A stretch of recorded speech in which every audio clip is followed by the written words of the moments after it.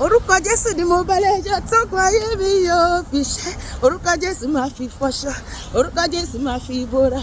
Oruko Jesu máa tún fi wẹ̀, máa tún gbé mú káyé mi lè dá. Pariwo, mo fọwọ́ mi kan Jesu. Lónìí, ìṣòro mi fò lọ. Fọwọ́ kan bàbá, mo fọwọ́ mi kan Jesu.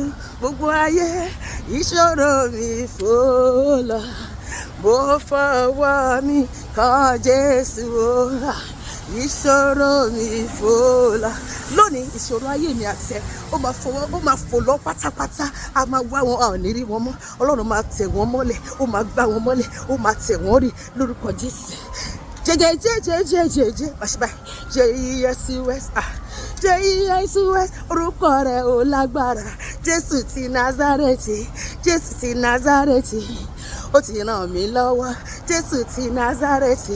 Lọ́sẹ̀ Ọlọ́run máa ràn mí lọ́wọ́, ó máa ràn ẹ́ lọ́wọ́, ó máa ràn iṣẹ́ wa lọ́wọ́, ó máa ràn ìpè wa lọ́wọ́, ó máa ràn iṣẹ́ ìrànṣẹ́ wa lọ́wọ́, ó máa ràn àwọn ọmọ wa lọ́wọ́, ó máa ràn àwọn ọkọ wa lọ́wọ́. Ayé wa máa gba ìrànlọ́wọ́ lọ́nà àrà ọ̀tun, ó máa jà fún wa, ó máa gbè wá níjà, ó máa gbẹ̀tọ́ wa fún wa níbi gbogbo tó wá sí. Ire máa ṣọ̀gọ́gọ́ wa lọ́sẹ̀, ó máa dára fún wa lórúkọ Jésù.